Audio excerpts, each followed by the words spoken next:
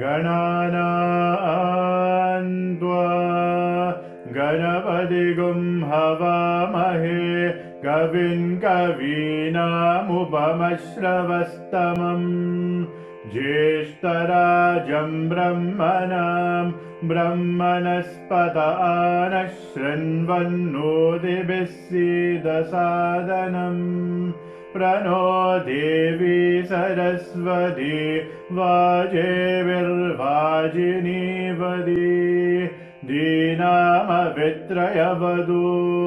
गणेशाय नमः सरस्वत्यै नमः श्रीगुरुभ्यो नमः हरिः ॐ ॐ नमो भगवते रुद्राय ॐ नमस्ते रुद्रमन्यव उदोध इषवे नमः नमस्ते अस्तु धन्वने बाहुभ्यामुदते नमः याध इषुः शिवतमा शिवं बभूवते धनुः शिवा शरव्या यादवदयानो रुद्रमृदया यादे रुद्रशिवा धनुरघोरा पापकाशिनी तया नस्तनुवाचन्दमया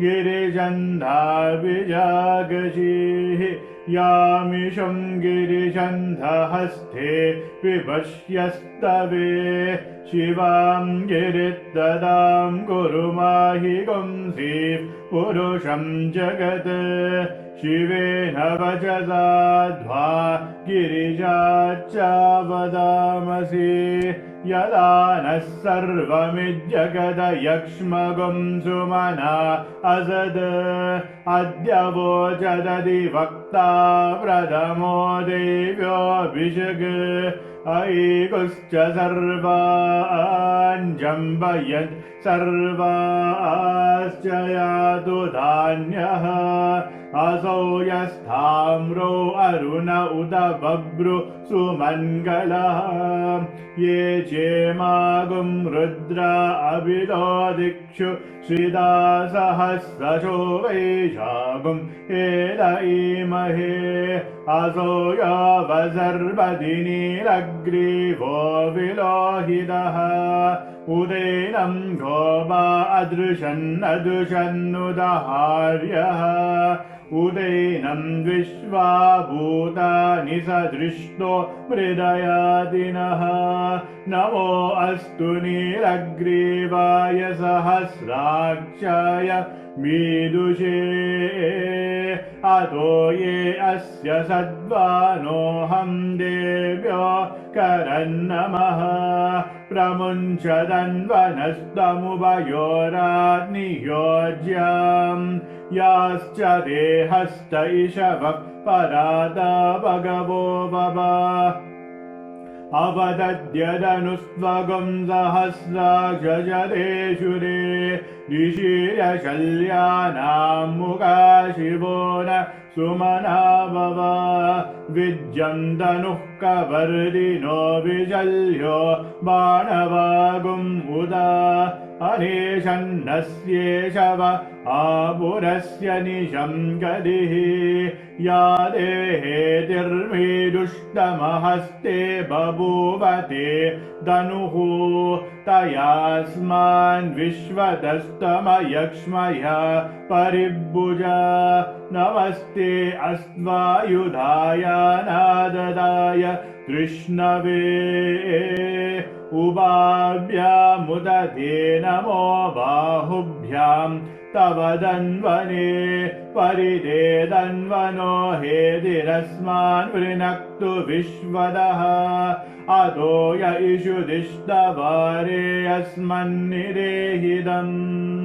नमस्ते अस्तु भगवन् विश्वेश्वराय महादेवाय त्र्यम्बकाय त्रिपुरान्तकाय त्रिगाग्निघालाय कालाग्निरुद्राय नीलगन्धाय मृत्युञ्जयाय मृत्युञ्जयाय सर्वेश्वराय सदाशिवाय श्रीमन्महादेवाय नमः। नमो हिरण्यबाहवे सेनानेदिजां नमो नमो वृक्षेभ्यो हरिकेशेभ्यः पशूनां बदये नमो नमः। सस्विञ्जराय द्विषेमदेवतीनां बदये नमो नमो बब्लुजाय विव्याधिनेनानां बदये नमो नमो हरिकेशायोपवीदिने पुष्टानां पदये नमो नमो भवस्य हेत्यै जगदां पदये नमो नमो रुद्राय ददाविने क्षेत्राणां पदये नमो नमः। सूदाय हन्याय वनानां पदये नमो नमो रोहिताय स्तपदये वृक्षाणां पदये नमो नमो मन्द्रिणे वाणिजाय कक्षाणां पदये नमो नमो भुवन्दये वारिवस्कृतायोषधीनां पदये नमो नमः। उच्चे घोषाय ग्रन्थयदे बद्धीनां पदये नमो नमः। कृत्स्नवीदाय दावदे सद्वनां पदये नमः। नमः सहमानाय निव्याधिन आव्याधिनीनां पदये नमो नमः। ककुवाय निषङ्गिने सेनानां पदये नमो नमो निषङ्गिन इषुधिमते तस्कराणां पदये नमो नमो वञ्जदे परिवञ्जदे स्तायूनां पदये नमो नमो निचेरवे परिचराय अरण्यानां पदये नमो नमः। श्रीगाविभ्यो जिगागं दद्भ्यो मुष्णदां पदये नमो नमो सिमद्भ्यो नक्तं चरद्भ्यः प्रगन्धानां पदये नमो नमः। उष्णीषिणे गिरिचराय कुलुञ्जानां पदये नमो नमः। इषुमद्योदन्वाविभ्यश्च वो नमो नमः। आदन्वानेभ्यः प्रतिददानेभ्यश्च वो नमो नमः। आयच्छद्यो वृषजद्भ्यश्च वो नमो नमोऽस्यद्भ्यो विद्यद्भ्यश्च वो नमो नमः। आसीनेभ्यः शयानेभ्यश्च वो नमो नमः। स्वपद्भ्यो जागृद्भ्यश्च वो नमो नमस्तिष्ठद्भ्यो दावद्भ्यश्च वो नमो नमः।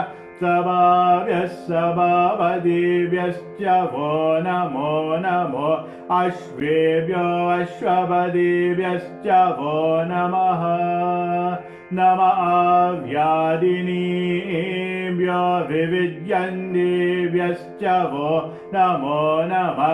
उगनाभ्यस्तृगं हदिभ्यश्च वो नमो नमो गृत्सेभ्यो गृत्सपदिभ्यश्च वो नमो नमो व्रादेभ्यो व्रातपदिभ्यश्च वो नमो नमो गणेभ्यो गणपतिभ्यश्च वो नमो नमो विरूपेभ्यो विश्वरूपेभ्यश्च वो नमो नमो महद्भ्यः शुल्लकेभ्यश्च वो नमो नमो रतिभ्यो रथेभ्यश्च वो नमो नमो रथेभ्यो रथपतिभ्यश्च वो नमो नमः। सेनाभ्यः सेनानीभ्यश्च वो नमो नमः। शक्तिर्भ्यः षण्गहीतर्भ्यश्च वो नमो नमस्तक्षभ्यो रदधारेभ्यश्च वो नमो नमः कुलालेभ्यः कर्मारेभ्यश्च वो नमो नमः पुञ्जिष्टेभ्यो निषादेभ्यश्च वो नमो नमः इषुकृद्यो दन्वकृद्यश्च वो नमो नमो मृगयुभ्यश्वनिभ्यश्च वो नमो नमः प्रभ्यश्वपदीभ्यश्च वो नमः नमो भवाय च रुद्राय च नमः शर्वाय च पशुपतये च नमो नीलग्रीवाय च शितिगन्धाय च नमः कवर्दिने च युक्तगेजाय च नमः सहस्राक्षाय च शततन्वने च नमो गिरिजाय च शिबिविष्टाय च नमो वीदुष्टमाय चेषुमते च नमो ह्रस्वाय च वामनाय च नमो बृहदे च वर्षीयसे च नमो वृद्धाय च समृद्ध्वने च नमो अग्र्याय च प्रथमाय च नमः आजवेजाजिराय च नमः शीघ्रियाय च शीभ्याय च नमः ऊर्म्याय च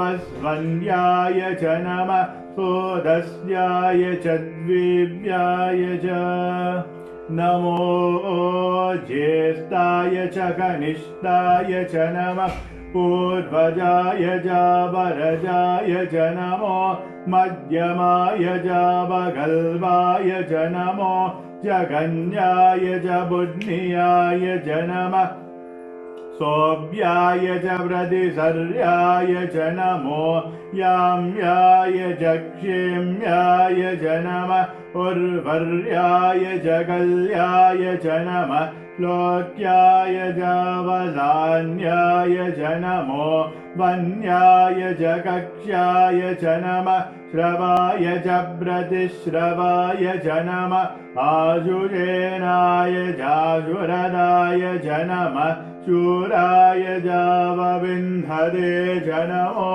वर्मिने च वरोदिने च नमो बिल्मिने च कवचिने च नमः स्तुताय च श्रुतसेनाय च नमो दुन्दुभ्याय च हनन्याय च नमो दृष्णवे च प्रमृजाय च नमो दूताय च प्रहिताय च नमो निषङ्गिने चेषुधिमते च नमस्तीक्ष्णे शवे चायुरिने च नमः स्वायुधाय च सुधन्वने च नमः कृत्याय च वद्याय च नमः काद्याय च नीप्याय च नमः सूर्याय च सरस्याय च नमो नाद्याय च वैजन्ताय च नमः कूप्याय च वत्याय च नमो वश्याय च वश्याय च नमो मेघ्याय च विद्युत्याय च नमः ईद्रियाय च दप्याय च नमो वाद्याय च रेश्मियाय च नमो वास्तव्याय च वास्तुवाय च ॐ हर हर हर हर ॐ नमः सोमाय च रुद्राय च नमस्ताम्राय च अरुणाय च नमः शङ्गाय च पशुपतये च नमः उग्राय च भीमाय च नमो अग्रे वदाय च दूरे वदाय च नमो हन्त्रे च हनीयसे च नमो वृक्षेभ्यो हरिकेशेभ्यो नमस्ताराय नमः शम्भवे च मयोभवे च नमः शङ्कराय च मयस्कराय च नमः शिवाय च शिवधराय च नमः ईद्याय च कूल्याय च नमः पार्याय जावार्याय च नमः प्रदरनाय जोदरनाय च नमः आधार्याय जालाद्याय च नमः चष्व्याय जविन्याय च नमः त्रिगद्याय जाब्रवाह्याय च नमः ईरिण्याय जाब्रवद्याय च नमः किगुंजिलाय च शयनाय च नमः कवर्दिने च बुलस्तये च नमो गोष्ट्याय च गृह्याय च नमस्तल्व्याय च गेह्याय च नमः काद्याय च गह्वरेस्ताय च नमो हृदयाय च निवेश्याय च नमः पागुंसव्याय च रजस्याय च नमः शुष्क्याय च हरित्याय च नमो लोप्याय चोलप्याय च नमः ऊर्याय च शून्याय च नमः पन्याय च वह्नशद्याय च नमो भगुरमानाय च विघ्नदे च नमः आगिरदे च ब्रक्किरदे च नमो किरिकेभ्यो देवानागं हृदयेभ्यो नमो विक्षीणगेभ्यो नमो विचिन्वत्केभ्यो नमः निर्हदेभ्यो नमः आमिवत्केभ्यः द्रावे अन्नसस्वदे दरिद्रन्नीललोहिता येषां पुरुषाणामेषां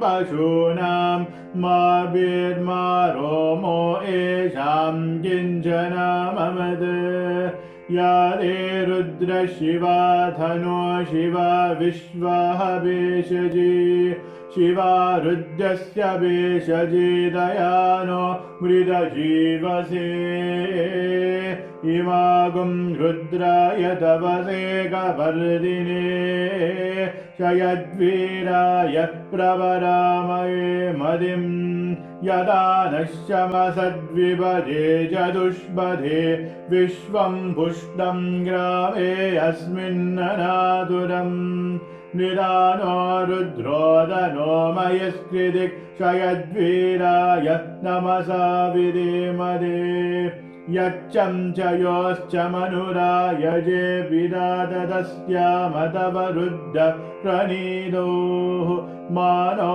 महान्दमुदमानो अर्भकं मान उक्षन्दमुदमान उक्षिदम् मानो बलिः पितरं मोदमादरं प्रियमानस्तनुवो रुद्धरीरिषः मानस्तोकेदनये मान आयुषिमानो गोषुमानो अश्वेषुरीरिषः वीरान्मानो रुद्धवामिदो बलिर्हविष्मन्धो नमसा विधेमदे आराधे गोग्न उदुपूरुषग्ने क्षयद्वीराय त्वं नमस्मेरे अस्तु रक्षा च नो अधिजदेव ब्रूयराजनः शर्म यच्छत् विबर्हाः स्तुहिश्रतं दत्तसदैयुवानं मृगन्न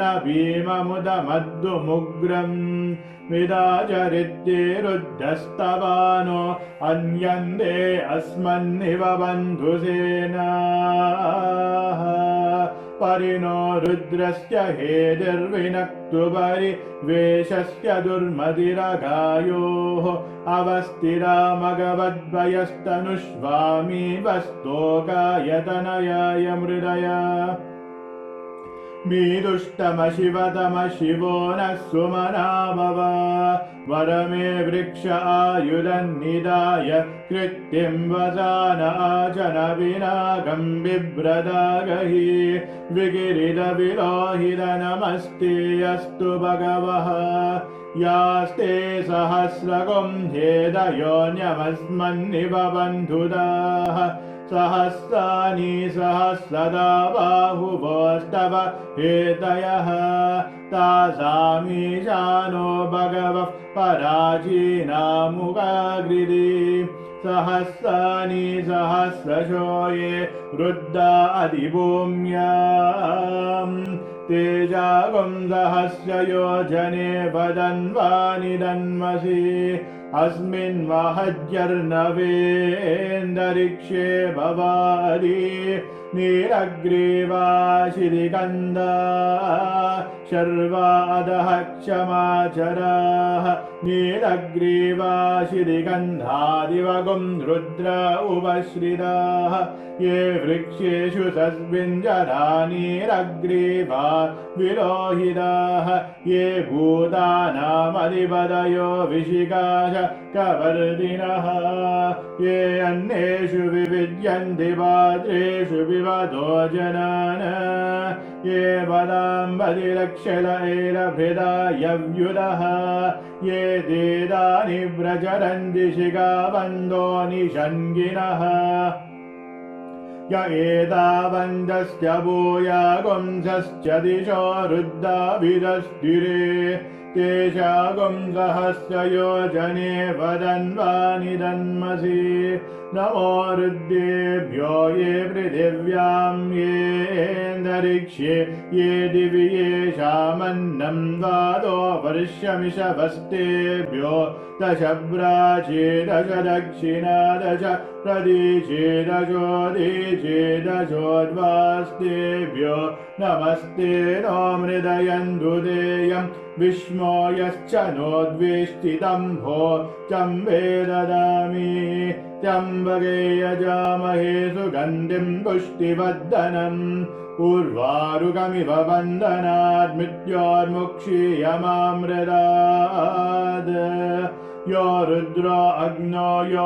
अप्सु य ओषधीषु यो रुद्रो विश्वा भुवना विवेश तस्मै रुद्राय नमो अस्तु ये ते सहस्रमयुधं वाजा मृत्यो मध्याय हन्धवे तान्यज्ञस्य मायया सर्वानवयजामहे मृत्यवे स्वाहा मृत्यवे स्वाहा प्राणानां ग्रन्थिरसि रुद्रो माविशान्तकः तेनानेनाव्ययस्व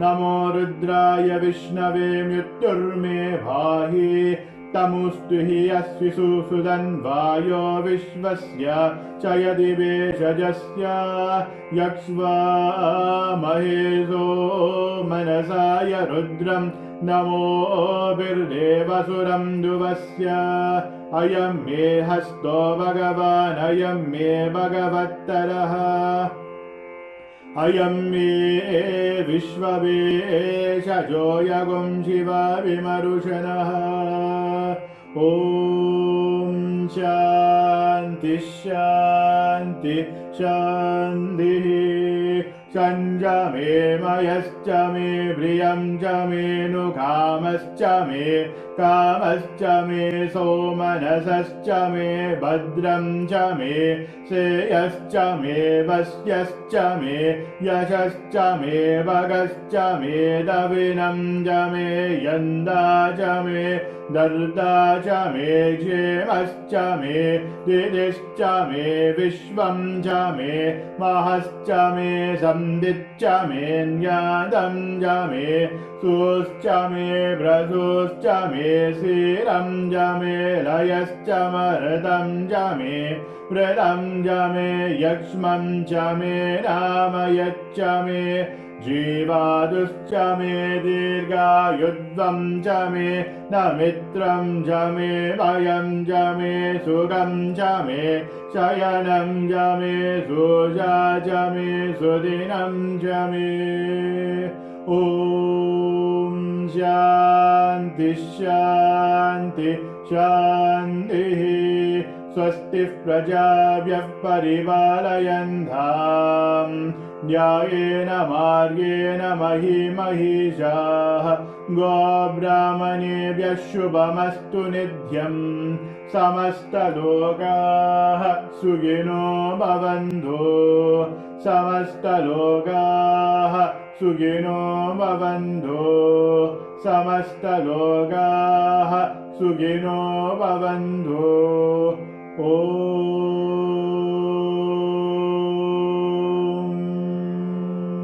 शान्ति शान्ति शान्तिः।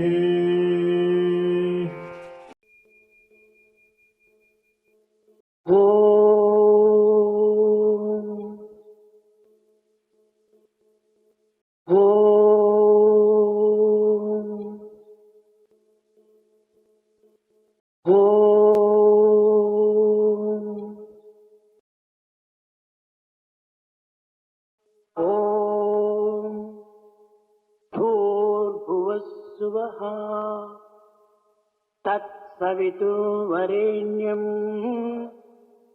भर्गो देवस्य धीमहि धियो यो नः प्रचोदयात्। ॐ भूर्भुवस्सुवः तत्सवितुर्वरेण्यं भर्गो देवस्य धीमहि धियो यो नः प्रचोदयात्। ॐ भूर्भुवस्सुवः तत्सवितुर्वरेण्यं भर्गो देवस्य धीमहि धियो यो नः प्रचोदयात्।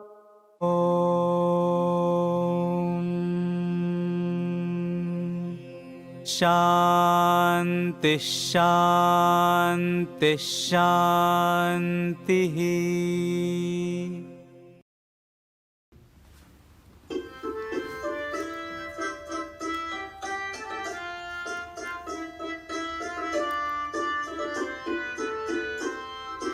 गजवदना गणनाथा गजवदना विनायका गजवदना गणनाथा गजवदना विनायका गजवदना गणनाथा गजवदना विनायका गजवदना गणनाथा गजवदना विनायका सिद्धिविदाता शिवतनया सिद्धिविदाता शिवतनया सिद्धिविदाता शिवतनया सिद्धिविदाता शिवतनया बुद्धिप्रदायक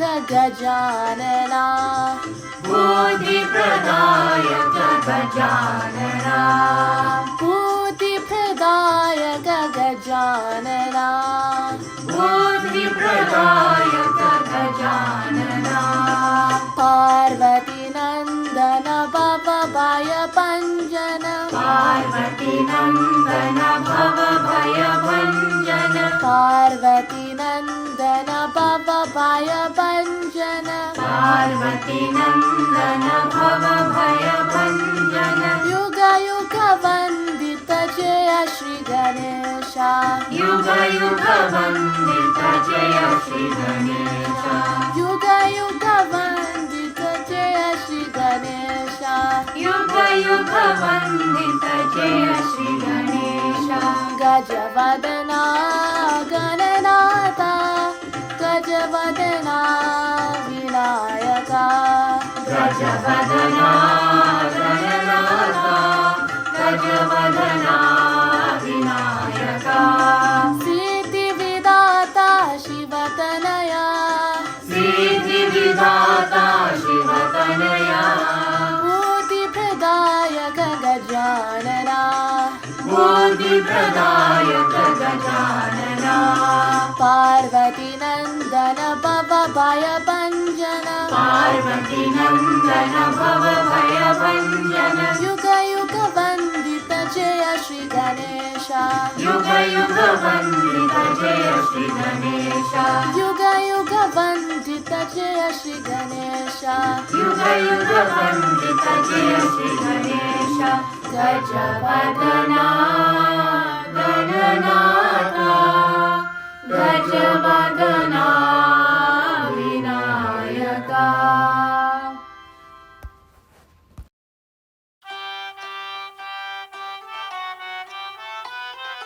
धम धम धम धम धमरु बजे धम धम धम धम धमरु बजे धम धम धम धम धमरु बजे धम धम धम धम धमरु बजे हर भोलेनाथ शिव शंभो बजे हर भोलेनाथ शिव शंभो बजे हर सत्य साई शिव शंभो बजे हर सत्य साई शिव शंभो बजे गण गण गण गण गंता बजे गण गण गण गण गंता बजे गण गण गण गण गंता बजे गण गण गण गण गंता बजे हर गौरीनाथ शिव शंभो बजे हर गौरीनाथ शिव शंभो बजे हर सत्य साई शिव शंभो बजे हर सत्य साई शिव शंभो बजे धम धम धम धम धमरु बजे धम धम धम धम धमरु बजे हर भोलेनाथ शिव शंभो बजे हर भोलेनाथ शिव शंभो बजे गण गण गण गण गंता बजे गण गण गण गण गंता बजे हर गौरीनाथ शिव शंभो बजे हर गौरीनाथ शिव शंभो बजे हर सत्य साई शिव शंभो बजे हर सत्य साई शिव शंभो बजे धम धम धम धम धमरु बजे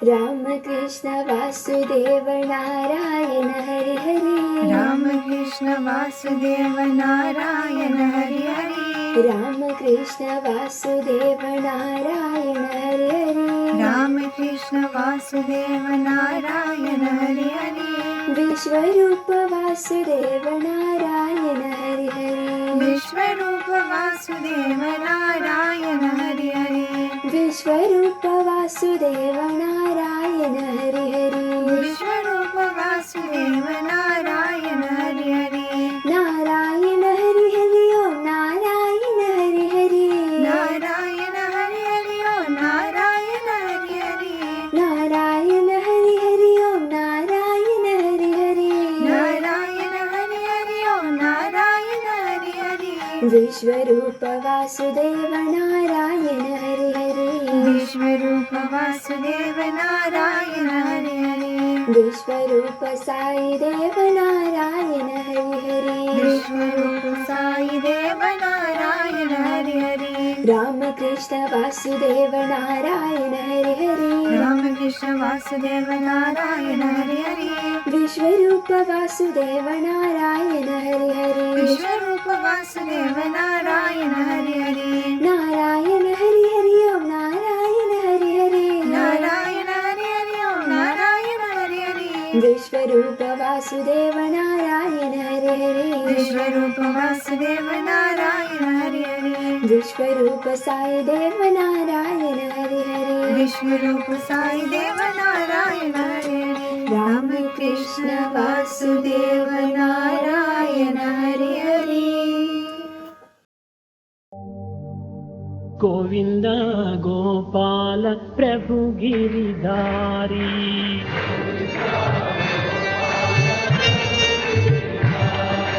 गोविंद गोपाल प्रभु गिरिधारी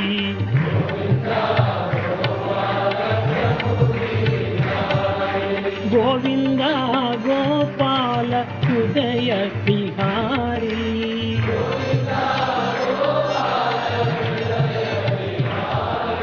गोविंद गोपाल हृदय विहारी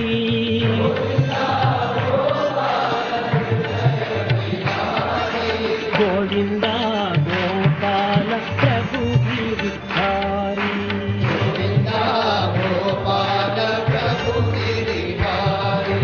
नंद कुमार नवनीत चोर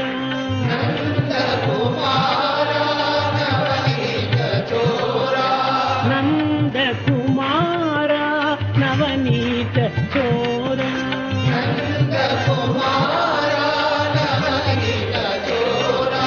हृदय विहारा बड़ा चित्त चोरा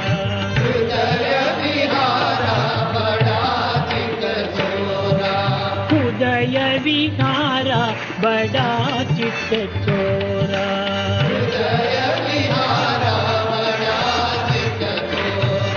गोविंद गोपाल प्रभु गिरिधारी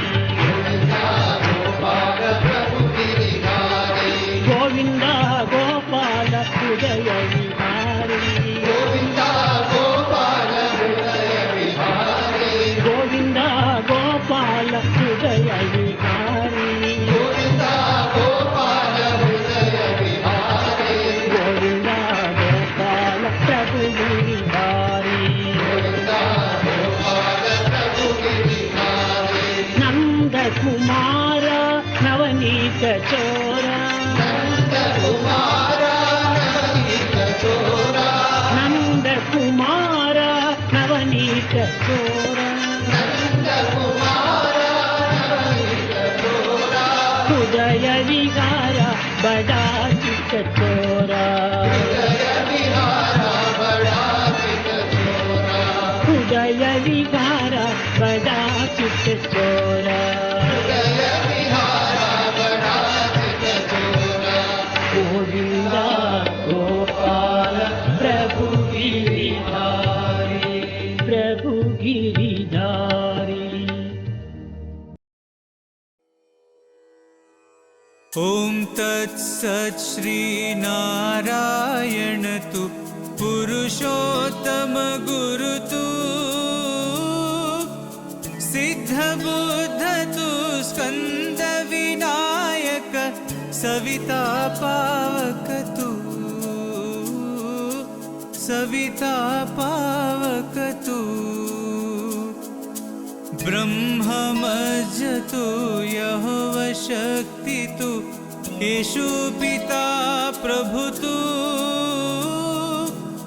रुद्र विष्णु तू, राम कृष्ण तू, रहीमताओ तू, रहीमताओ तू, वासुदेव गो विश्वरूप तू, चिदानंद हरि तू, अद्वितीय तू, अकाल निर्भय आत्मलिंग शिव तू, आत्मलिंग शिव तू, आत्मलिंग शिव तू।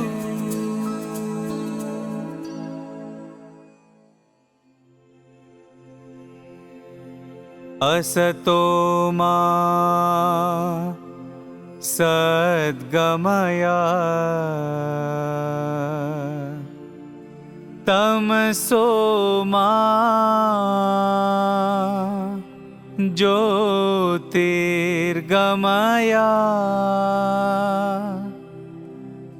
मृत्योर्मा अमृतं गमया।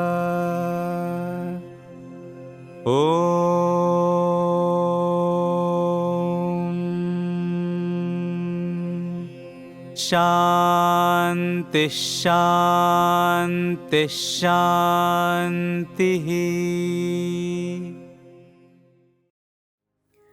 I offer my most humble pranams at the lotus feet of our beloved Bhagavan Baba and my loving Om Sai Rams to all of you.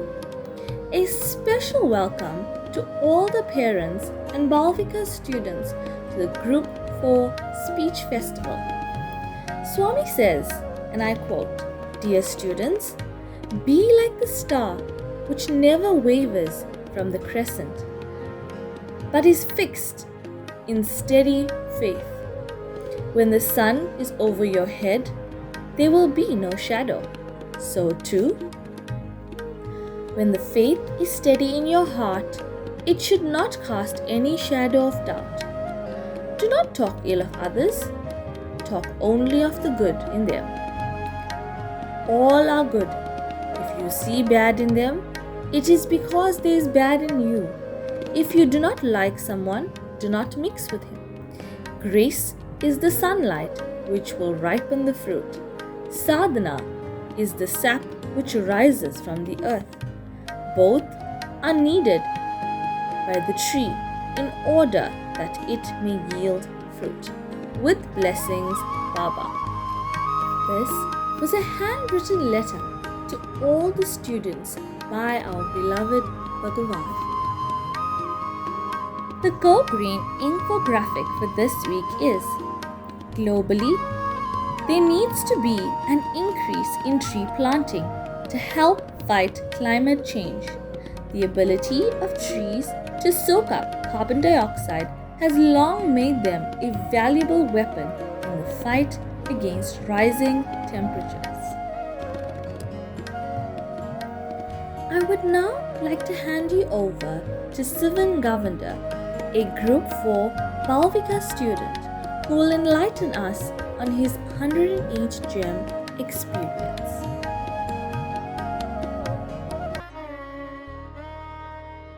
Om Sai Ram. I've chosen gem number 34. Om Shri Sakti Pradaya Namaha, who bestows strength. Swami has always been my sense of strength and my voice of reason. Whenever I find myself at a crossroad, I turn to my beloved Swami to guide me through the righteous path again. From the time I was very little, I have seen Swami's interventions in my life. He is my constant companion, and my one true friend. My journey with Swami started when I was 4 years old. I just started grade RR at the Satyasai school, and it was terrifying. I cried every day until eventually my mom decided to take me out of school and send me to grade R the following year. My teacher at the time, Maya ma'am, encouraged my mom to drop me off at the gate and send me with my sister. She spoke about tough love and how I needed to become more independent. I had almost finished the first term, bawling my eyes out every day. I just wanted to go back home. Then, one day, I remember sitting in the mandir, looking at Swami's picture and thinking, I am chosen to be here. My mom used to stress this to us all the time. After that day, I somehow found my strength to come to school every day. I actually started enjoying school. School became my second home, and my teachers and friends, my family. Swami gave me that sense of comfort and assurance I needed. And with Swami's blessings, I excelled every year. I am now 15 years old and entering new and different chapters in my life. But Swami still continues to be my strength every day. Whether it's peer pressure, school stress, or just the ups and downs of being a teenager, I'm able to overcome these hurdles with prayer and faith. Our Lord and Master, Sri Sathya Sai Baba, is truly the one that bestows me with immense strength to achieve all my aspirations and become a true ambassador of Swami in the years to come. Jai Sai Ram.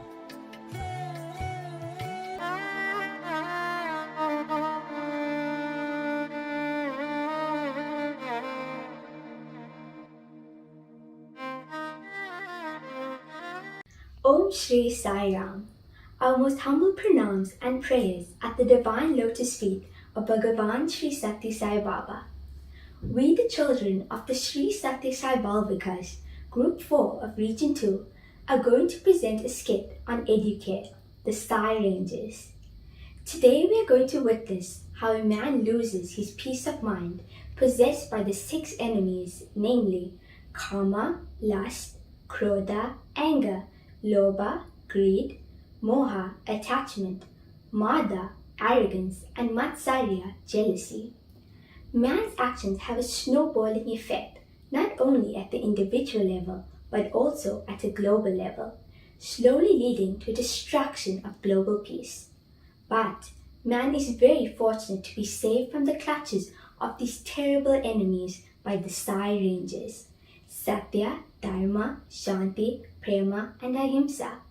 So, let us watch the hero of this play becoming Zero, possessed by the Shadripus, which are the 6 enemies of the mind.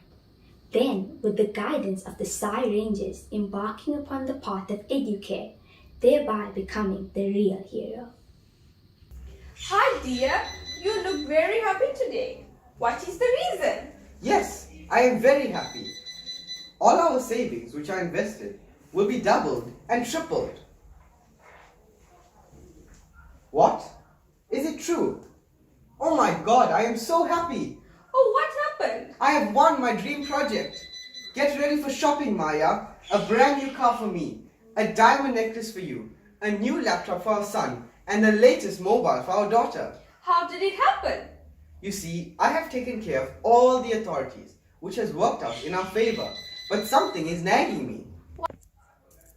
What is it about? We are going to be building luxury villas on the old lake area. Then why are you so upset? These villas will be built over acres of land, which means we have to cut down hundreds of trees and fill the dry lakes in the vicinity. So what? Who cares about trees and lakes?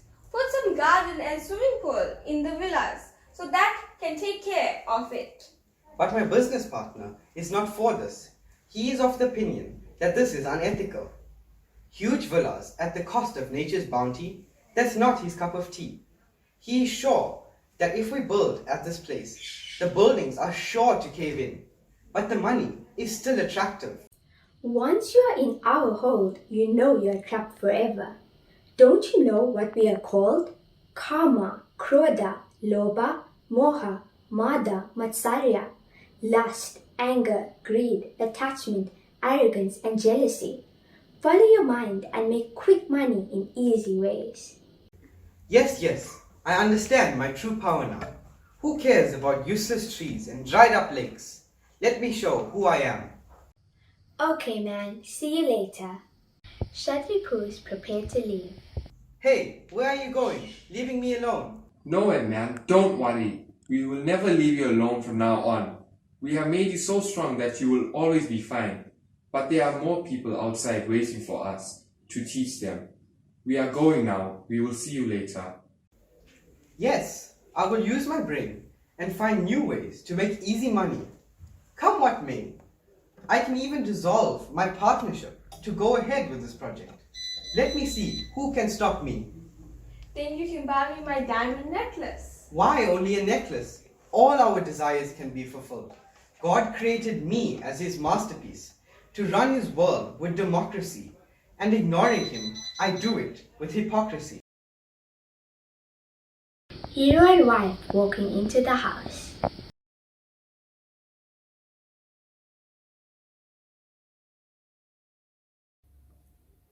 Maya, wasn't it a great party? Yes, I enjoyed it thoroughly. Can't believe that it's been 2 years. Our villas are known as architectural marvels. And who would say that they're built upon dry lakes and chopped trees? And with the money, we have bought a beach house. Now we are better than our neighbors and your business partner too. You were such an idiot to shun this project. Good that I listened to you and took your advice and went ahead. Is there any more projects? Let me find out.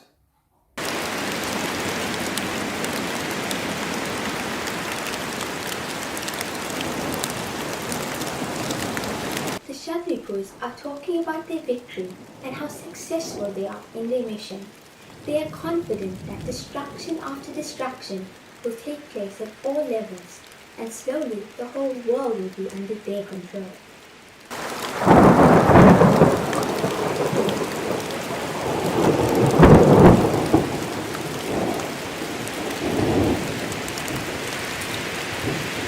When man allows the enemies of the mind to conquer the senses, destruction starts at all levels, which ultimately ends in man getting destroyed and doomed. Coming back to our play, an earthquake has occurred, followed by a tsunami. Our hero has built a few villas on the lake sands, which were all swallowed by the earthquake. His family and his house, which was on the beachside, were washed away by the killer waves of the tsunami. All his dreams shattered, and our hero is stranded with grief.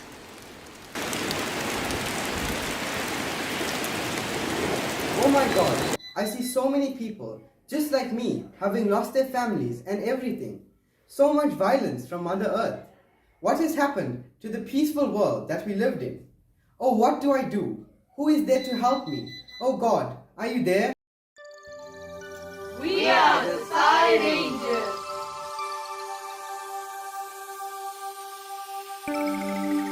First, you choose destruction unto yourself, and now you call God? Why would you say that? I did not destroy anything. Rather, I have lost everything. My business, my villas, my house. I have even lost my entire family. I don't even know where they are. Hey, wait. Who are you people? Where did you come from? Satya, Dharma, Shanti, Prema, and Ahimsa have come from inside your heart. God is there in your words and your thoughts. The damage you have caused is the consequences of your desires and greed over your heart. Who are you all? I'm unable to recognize you all. See, this is what is happening worldwide. Who do you think is responsible for all these unrest and problems in the world?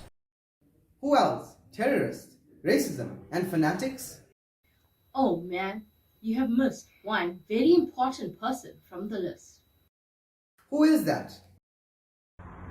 You. It is you. Take a good look at yourself. Inside, the inner you. Yes, see, deep within you, you are so relentless, greedy for more than what you deserve. That's why you are a doomed man. For the sake of money, did you not break every rule and law of the land? You built houses on the sand, and now the sand is inside your home. Remember, you reap what you sow. Help! Help! I think someone needs your help. Go and see if you can help him. Don't help him, don't help him. Let the calamity go on. Nothing is going to be lost if he dies. Why do you bother? You are not related to him. Think only about yourself and go. Go in search of your family. Don't listen to them. You have a chance to redeem yourself. What? How? Remember, you are part of nature, but you, along with the others, brought about an imbalance through your greed for selfish reasons, and only you can set it right. What do you mean? Everyone has to be selfish. Stop this argument. That man needs first aid now. Attend to him first, and we'll talk later. Remember, man, you need to be kind to be called mankind. Yes, love is your nature. Hey, he's our man. He's in our hole now, so don't distract him. This is where you are wrong. You are not the world. You are only a part of this world. Is it? Yes, you should learn to coexist with nature. Bring out the true love from within and go and help that man. Go ahead at your own risk. You must be crazy. Why do you want to waste your time and money in serving him? In this time, you can go search for your family. Please, someone help me. I'm bleeding really badly. Help! Help! I have searched everywhere for my wife and children and can't find them anywhere. What will I be able to do without them? Has someone found them? Will someone help them? Oh God, what do I do? This looks so much like my brother. He must be of the same age too. His family must be looking for him as well. I can't bear to see him bleeding and suffering. I think I should help him. Yes, go. No, don't go.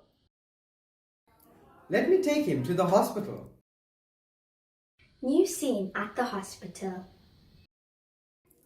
Maya, Arun, Ashika, you are all here. Doctor, are they all okay? Don't worry, sir. They are doing just fine. Thank you so much, doctor. You have saved my family. Don't thank me. He was the one who saved and admitted your family into this hospital. Thank you, sir. You have my entire family. Words cannot express my gratitude that I have towards you. Please do not thank me. It is Bhagavan Sri Satya Sai Baba who has sent us all to help the affected people. It is him you must thank. My heartfelt thanks to Bhagavan. I should also thank the Sai Rangers who made me bring this man here. Otherwise, I wouldn't have found my family. I feel so happy. Now I understand what the 5 Sai Rangers were trying to tell me. Where are the 5 Sai Rangers? Satya, Dharma, Prema, Ahimsa, Shanti.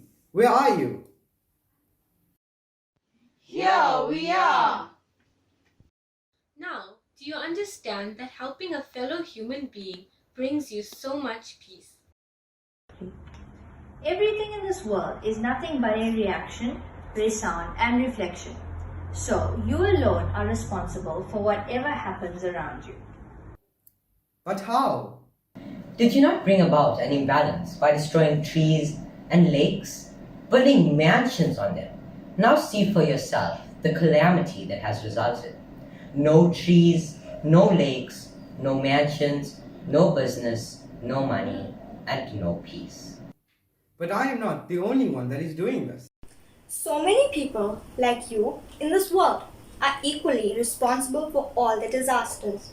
Now I begin to see what I have done. But is there a way out? Follow the 5 Ds. Do your duty as selfless service. Manava Seva is Manava Seva.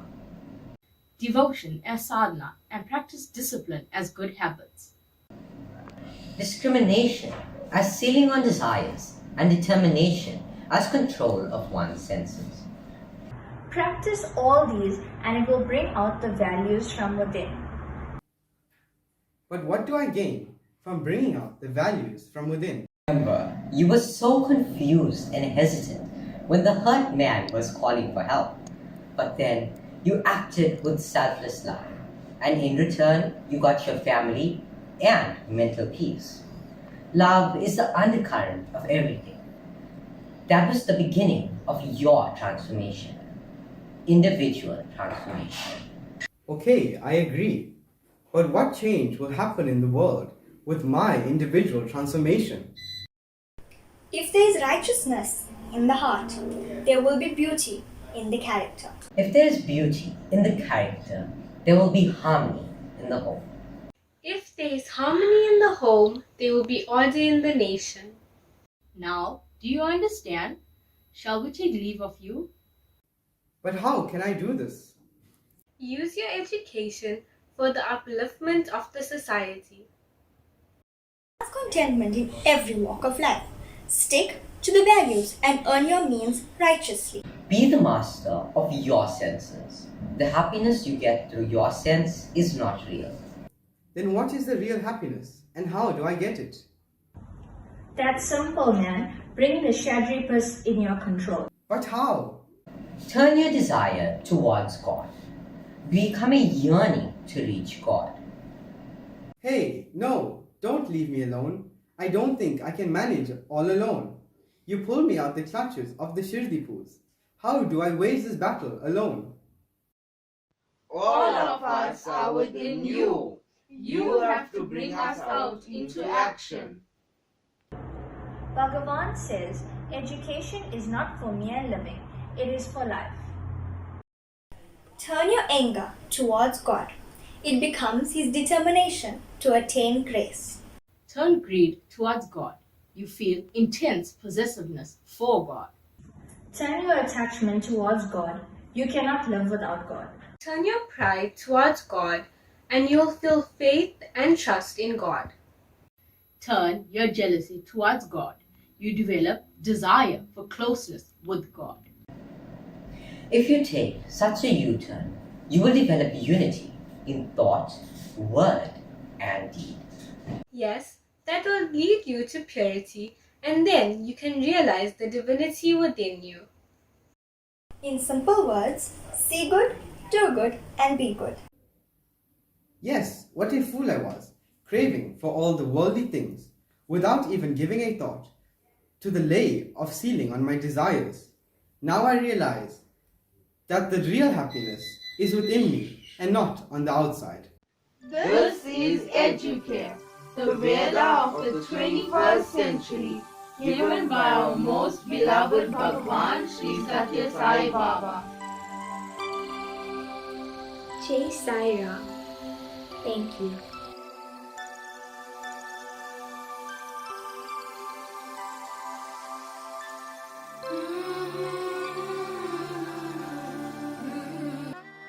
The announcements for this week are as follows. This morning, the beautiful bhajans and insightful program was done by the Group 4 Balvika students. The Havan this morning was rendered by the Westcliff Sai Center. The devotional wing announcements are as follows. The Regional Study Circle will take place on the 6th of April, hosted by the Amshlatuzana Sai Center.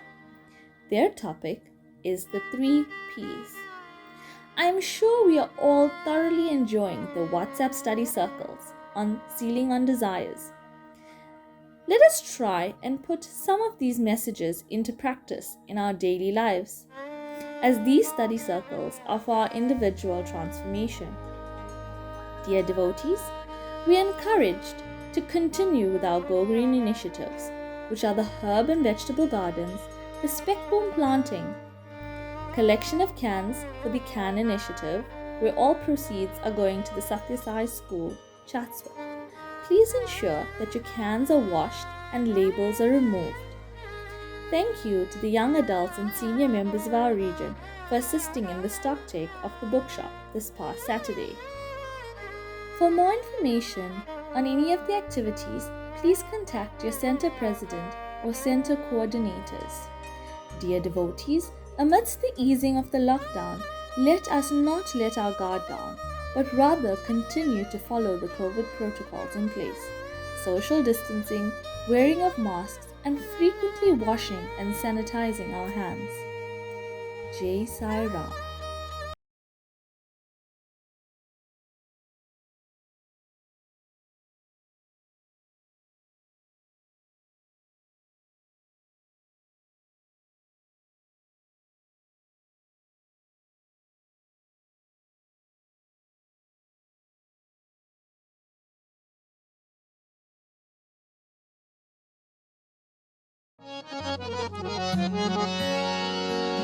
ॐ जय जगदीश हरे स्वामी सत्य साई हरे भक्त जना संरक्षक भक्त जना संरक्षक पति महेश्वरा ॐ जय जगदीश हरे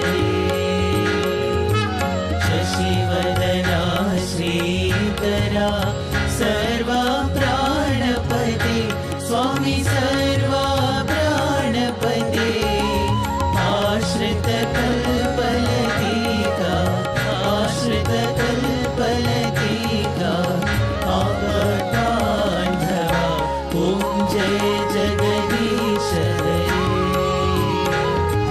मातपिता गुरुदैवमु मरियन्तयु नीवे स्वामी मरियन्तयु नीवे नाद ब्रह्म जगन्नाथ नाद ब्रह्म जगन्नाथ नागेन्द्रशयन ॐ जय जगदीश हरे ओंकार रूप ओजस्वी हो साई महादेवा सत्य साई महादेवा मंगल आरती अंधुको मंगल आरती अंधुको मंगल गिरिधारी ओम जय जगदीश हरे नारायण नारायण ओम सत्य नारायण नारायण नारायण ओम नारायण नारायण ओम सत्य नारायण नारायण ओम सत्य नारायण नारायण ओम जय सद्गुरुदेवा नारायण नारायण ओम सत्य नारायण नारायण नारायण ओम नारायण नारायण ओम सत्य नारायण नारायण ओम सत्य नारायण नारायण ओम जय सद्गुरुदेवा नारायण नारायण ओम सत्य नारायण नारायण नारायण ओम नारायण नारायण ओम सत्य नारायण नारायण ओम सत्य नारायण नारायण ओम जय सद्गुरुदेवा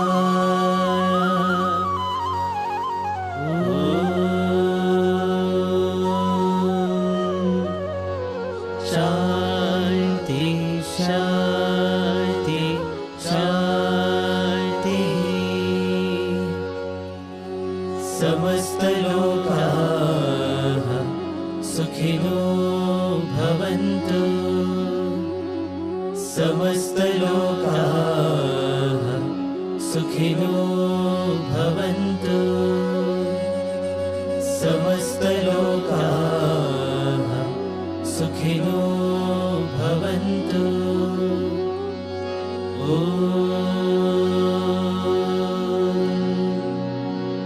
शान्ति शान्ति शान्ति।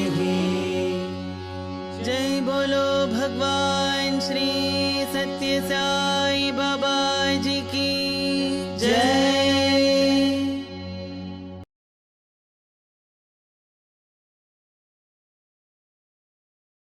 परमं पवित्रं बाबा विभूतिं परमं विचित्रं लीला विभूतिं परमार्थइष्टार्थमोक्षप्रदानं बाबा विभूतिम् इदमाश्रयामि। परमं पवित्रं बाबा विभूतिं परमं विचित्रं लीला विभूतिं परमार्थइष्टार्थमोक्षप्रदानं बाबा विभूतिम् इदमाश्रयामि। परमं पवित्रं बाबा विभूतिं परमं विचित्रं लीला विभूतिं परमार्थइष्टार्थमोक्षप्रदानं बाबा विभूतिम् इदमाश्रयामि।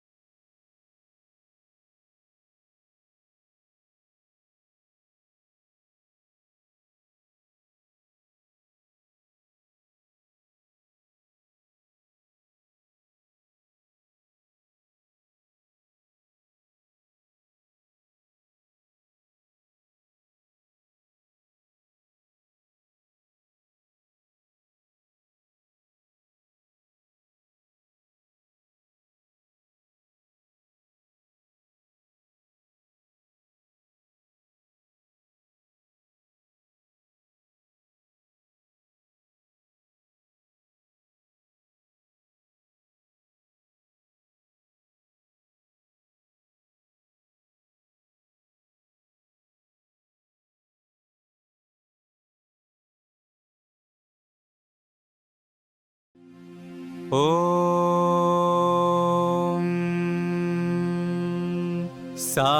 साईश्वराय विद्महे सत्यदेवाय धीमहि तन्नः सर्वप्रचोदयात्।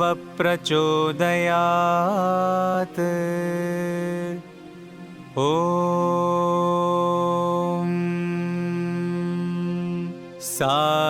साईश्वराय विद्महे सत्यदेवाय धीमहि तन्नः सर्वप्रचोदयात्।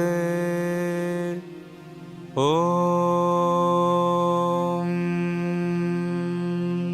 साईश्वराय विद्महे सत्यदेवाय धीमहि तन्नः सर्वप्रचोदयात्। ॐ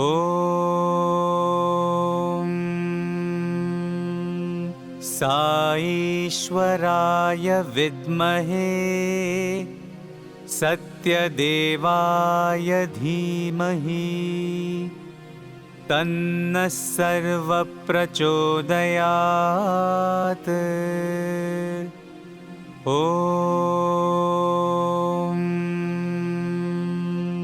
साईश्वराय विद्महे सत्यदेवाय धीमहि तन्नः सर्वप्रचोदयात्।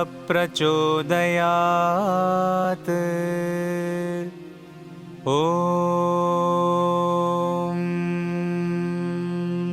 साईश्वराय विद्महे सत्यदेवाय धीमहि तन्नः सर्वः प्रचोदयात्।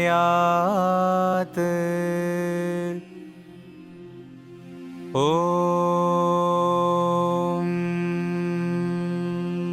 साईश्वराय विद्महे सत्यदेवाय धीमहि तन्नः सर्वः प्रचोदयात्। ॐ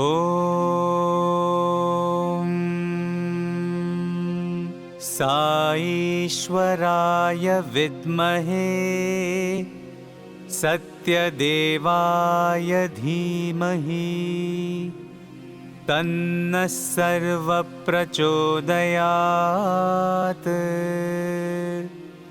ॐ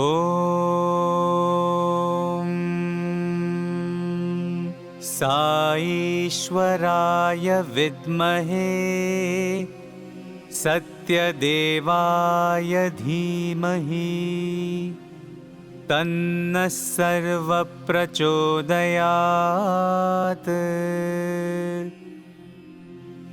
ॐ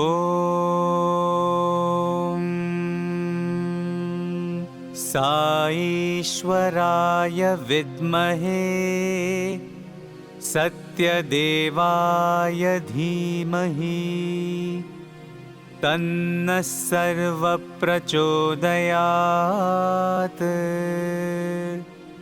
ॐ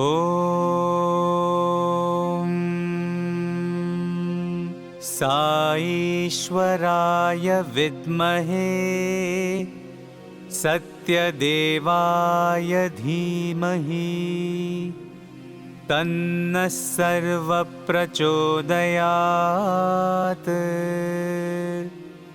ॐ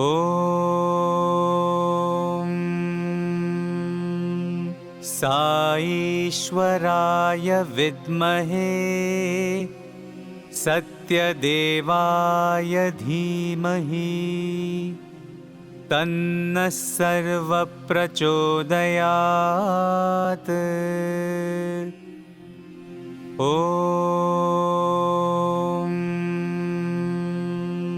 साईश्वराय विद्महे सत्यदेवाय धीमहि तन्नः सर्वः प्रचोदयात्। ॐ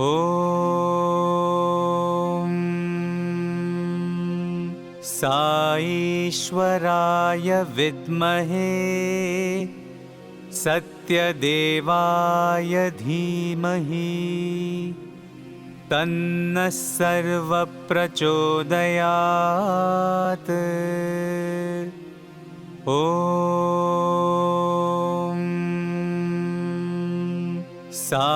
साईश्वराय विद्महे सत्यदेवाय धीमहि तन्नः सर्वः प्रचोदयात्।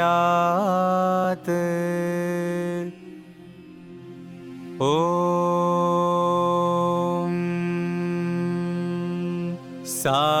साईश्वराय विद्महे सत्यदेवाय धीमहि तन्नः सर्वः प्रचोदयात्।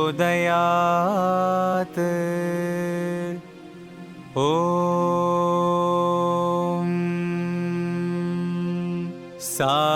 साईश्वराय विद्महे सत्यदेवाय धीमहि तन्नः सर्वः प्रचोदयात्। ॐ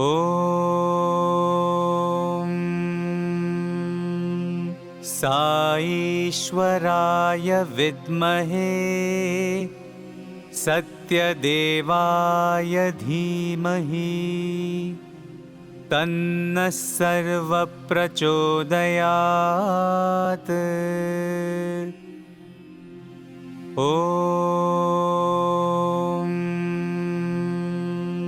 साईश्वराय ईश्वराय विद्महे सत्यदेवाय धीमहि तन्नः सर्वप्रचोदयात्।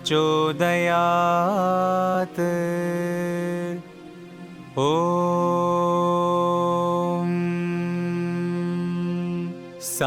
ईश्वराय विद्महे सत्यदेवाय धीमहि तन्नः सर्वप्रचोदयात्।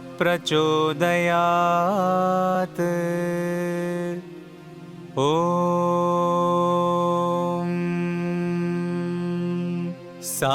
ईश्वराय विद्महे सत्यदेवाय धीमहि तन्नः सर्वप्रचोदयात्।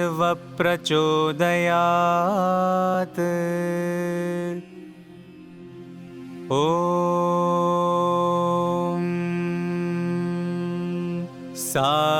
ईश्वराय विद्महे सत्यदेवाय धीमहि तन्नः सर्वप्रचोदयात्।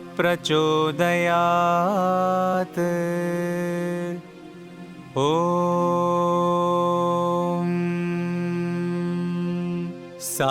ईश्वराय विद्महे सत्यदेवाय धीमहि तन्नः सर्वप्रचोदयात्। ॐ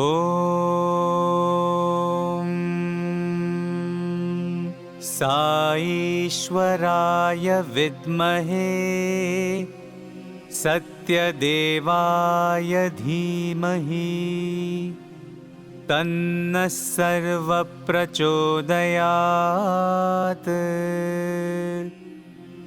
ॐ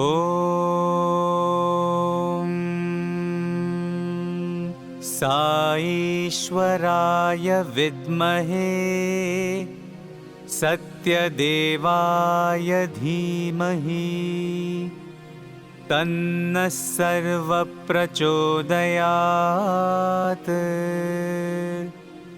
ॐ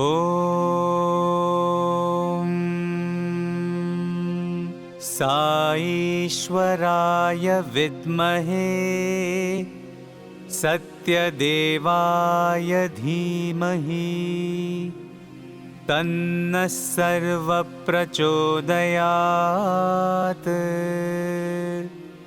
ॐ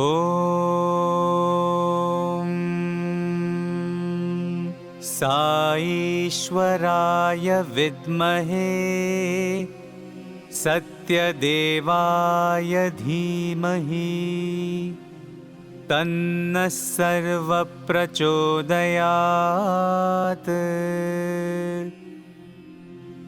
ॐ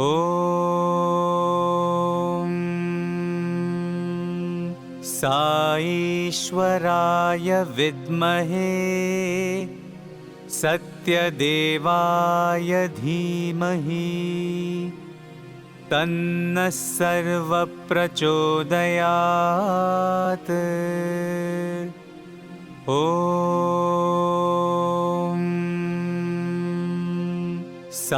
ईश्वराय विद्महे सत्यदेवाय धीमहि तन्नः सर्वप्रचोदयात्। ॐ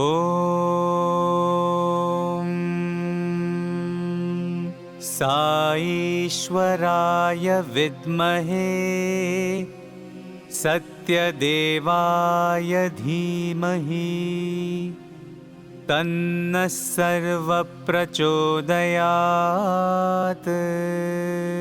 ॐ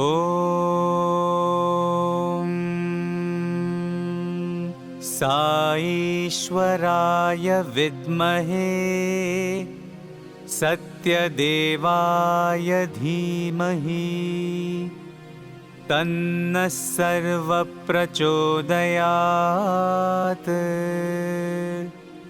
ॐ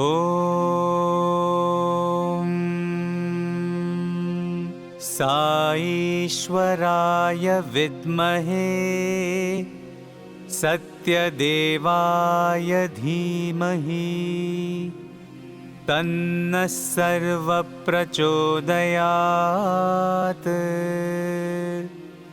ॐ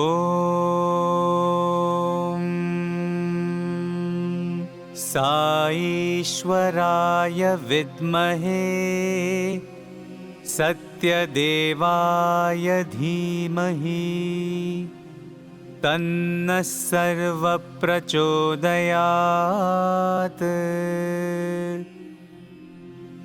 ॐ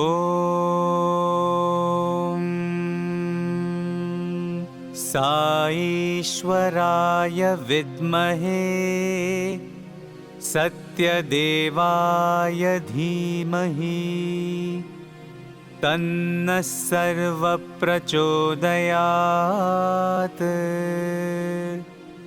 ॐ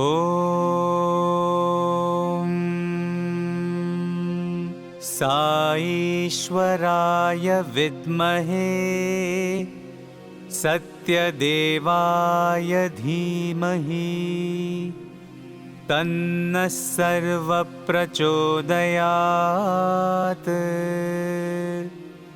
ॐ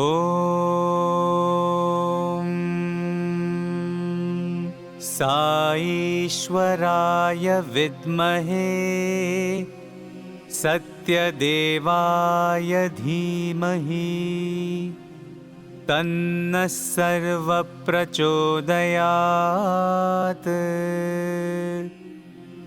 ॐ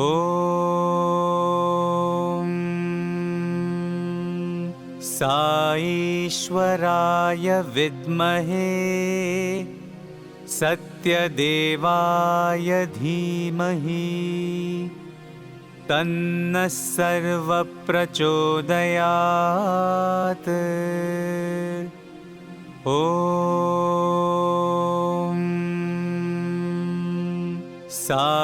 साईश्वराय विद्महे सत्यदेवाय धीमहि तन्नः सर्वप्रचोदयात्।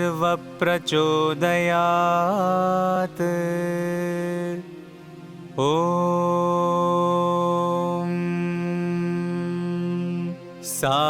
साईश्वराय विद्महे सत्यदेवाय धीमहि तन्नः सर्वप्रचोदयात्।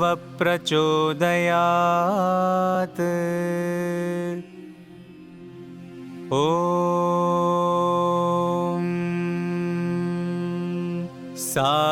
साईश्वराय विद्महे सत्यदेवाय धीमहि तन्नः सर्वप्रचोदयात्।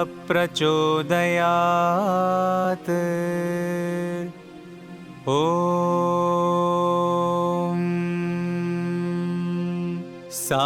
साईश्वराय विद्महे सत्यदेवाय धीमहि तन्नः सर्वप्रचोदयात्।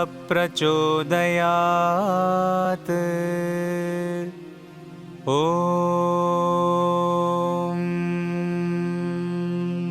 साईश्वराय विद्महे सत्यदेवाय धीमहि तन्नः सर्वप्रचोदयात्।